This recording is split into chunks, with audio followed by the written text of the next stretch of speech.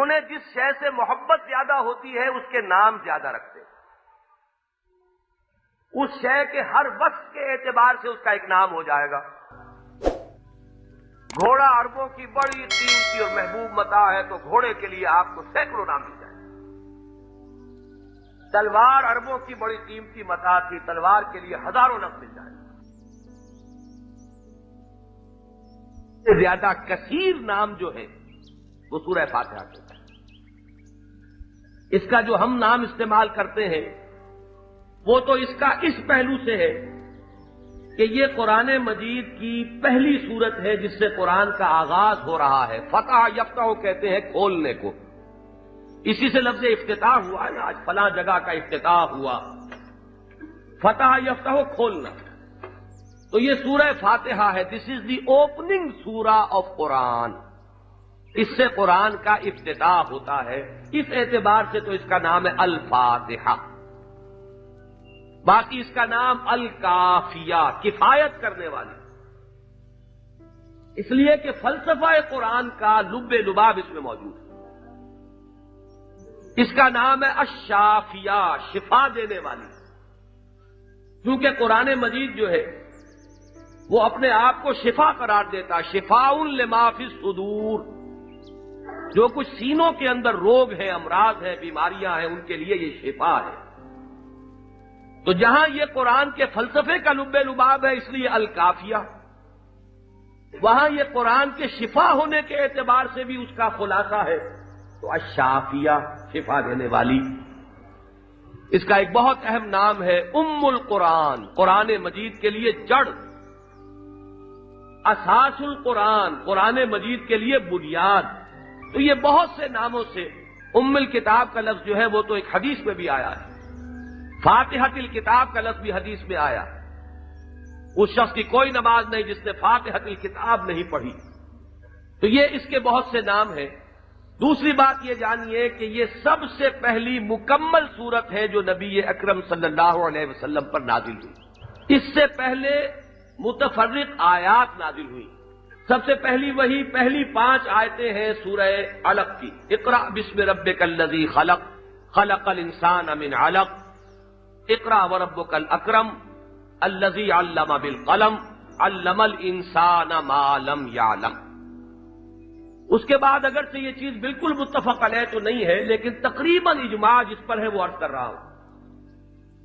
دوسری وہی پہلی 7 آیات ہے سورہ قلم یا سورہ نون، یہ ایک ہی سورت کے 2 نام ہیں، نون والقلم وما یسطرون ما انت بنعمت ربک بمجنون۔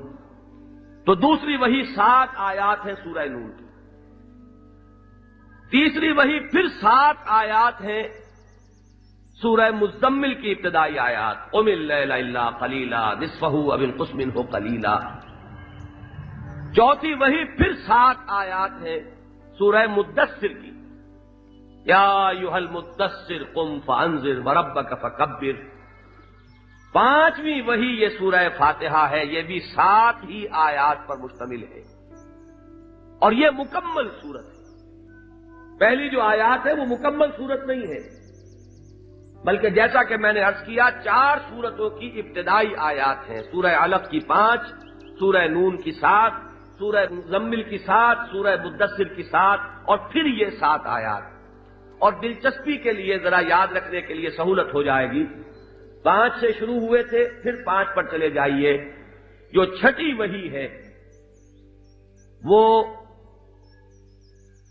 سورہ تبت یدا ابی لہب ہے، وہ بھی 5 آیات پر مشتمل ہے۔ لوٹ جائیے پھر 5 کے حصے پر، یہ ہے کہ جو نبی اکرم صلی اللہ علیہ وسلم پر چھٹی وحی نازل۔ تیسری بات اس سورہ مبارکہ کے بارے میں یہ جانیے کہ اس کی عظمت کو خود قرآن مجید نے ایک مقام پر نہایت نمایاں طور پر بیان کیا۔ سورہ حجر میں فرمایا، نبی اکرم صلی اللہ علیہ وسلم سے خطاب فرماتے ہوئے، اور وہاں انداز کیا ہے کہ اے نبی، یہ جو کافروں کو مشرکوں کو ہم نے بہت سی دولت اور سرمایہ اور دنیاوی حیثیت دی ہوئی ہے، آپ کا قلب مبارک اس سے قطعاً کوئی تاثر قبول نہ کرے، آپ کی نگاہیں ان کی طرف نہ اٹھیں۔ لا تمدن عینیک الی ما متعنا بہ ازواجا منہم، آپ کی نگاہوں میں ان کی وقت پرے کاہ کے برابر بھی نہیں ہونی چاہیے۔ آپ کو تو ہم نے وہ دولت دی ہے کہ جس کی دنیا کی کوئی دوسری نعمت جو ہے برابری کرنے کا تصور نہیں کر سکتی۔ وَلَقَدْ آتَيْنَاكَ سَبْعًا مِنَ الْمَثَانِي وَالْقُرْآنَ الْعَظِيمَ، ہم نے تو آپ کو 7 وہ عطا فرمائی ہیں جو دہرائی جانے والیاں ہیں۔ یہ 7 آیات ہیں سورہ فاتحہ کی، اور یہ جان لیجئے کہ یہ کسی کا اجتہادی قول نہیں ہے، حضور کی حدیث ہے۔ سورہ فاتحہ کے بارے میں آپ نے فرمایا وَهِيَ سَبْعٌ مِّنَ الْمَثَانِي، یہی ہے وہ 7 آیات جن کا کہ سورہ ہجر میں ذکر ہوا۔ ہم نے آپ کو اتنی بڑی دولت دی ہے، اتنی بڑی نعمت دی ہے کہ اس کے مقابلے میں کل دنیا و ما فیہا اور اس کی تمام نعمتیں ہی۔ تو سبعًا من المثانی، مثانی ثنا سے بنا ہے، تثنیہ اسی سے بنا ہے۔ ثنا بھی کہتے ہیں کسی کے وصف کو اسی کی طرف لوٹانا۔ کسی میں حسن ہے، آپ نے اس کی حسن کی تعریف کی، گویا کہ اس کے وصف کو اس کی طرف لوٹایا۔ کسی میں بخل ہے، کسی میں یوں کہیے کہ وہ بہت ہی فراخ دل ہے، سخی ہے، سخاوت ہے، آپ نے اس کی سخاوت کی تعریف کی تو گویا کہ آپ نے اس کے وصف کو اس کی طرف لوٹایا۔ یہ ثنا ہے۔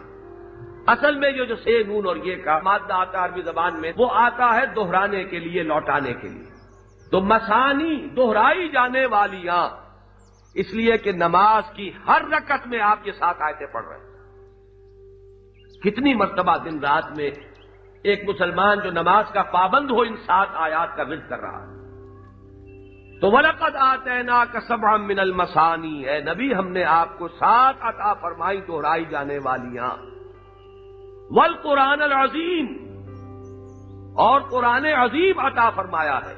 اس قرآن عظیم کے بارے میں بھی حضور نے فرمایا، اس سے بھی مراد سورہ فاتحہ ہی۔ یہ اپنی جگہ مجسم قرآن ہے، مکمل قرآن ہے، قرآن عظیم ہے۔ تو یہ ثنا ہے سورہ فاتحہ کی جو خود اللہ فرما رہا ہے، جس کا یہ کلام ہے۔ اور حضور کی زبان سے سن لیجئے، حضور نے ایک مرتبہ حضرت ابی بن کعب رضی اللہ تعالی عنہ، جو انصاری صحابی ہیں اور ان کا ایک خاص وصف یہ ہے کہ اقرؤہم ابی بن کعب، حضور نے فرمایا کہ تمام صحابہ میں قرآن مجید کی قرأت سے سب سے زیادہ واقف جو ہیں وہ حضرت ابی بن کعب ہیں۔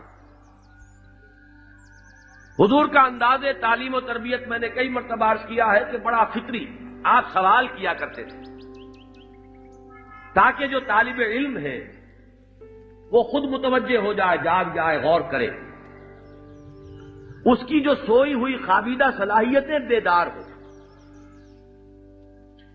آپ نے سوال کیا ہے ابی، کیا میں تمہیں وہ سورت تلقین نہ کروں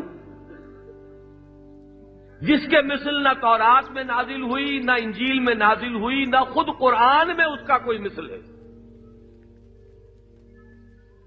حضرت ابی نے فوراً کہا بلا یا رسول اللہ، حضور کیوں نہیں، ضرور فرمائیے۔ اب آپ نے دوسرا سوال کیا، کیف تقرؤ فی الصلاۃ، اچھا ذرا مجھے یہ بتاؤ نماز میں تم کیا پڑھتے ہو؟ اب حضرت ابی بن کعب نے سورہ فاتحہ پڑھی۔ حضور نے فرمایا یہی ہے وہ سورہ مبارکہ جس کے مثل نہ تورات میں نازل ہوئی، نہ انجیل میں نازل ہوئی، نہ خود قرآن میں اس کی ہم پلہ کوئی صورت موجود ہے۔ یہ بات میں نے کئی مرتبہ آپ کو بتائی ہے، قرآن مجید میں سورتیں جوڑوں کی شکل میں ہیں۔ آخری 2 سورتیں معوذتین جوڑا ہے، سورہ مزمل، سورہ مدثر جوڑا ہے، لیکن سورہ فاتحہ کا کوئی جوڑا نہیں ہے۔ یہ یکتا ہے، بے مثل ہے۔ اسی لیے حضور نے فرمایا کہ وہ سورت کے جس کی نظیر نہ تورات میں اتری، نہ انجیل میں، اور خود قرآن میں بھی اس کی مثل موجود نہیں۔ تو وہی جو اصول کہ قدر گوہر شاہ داند یا بے داند گوہری، ہیرے اور موتی کی قدر و قیمت کو یا بادشاہ جانتا ہے یا جوہری جانتا ہے۔ ایک بیچارہ دہقان کیا جانے گا، وہ شیشے کے ٹکڑے اور کسی ہیرے اور موتی میں کیا فرق کرے گا؟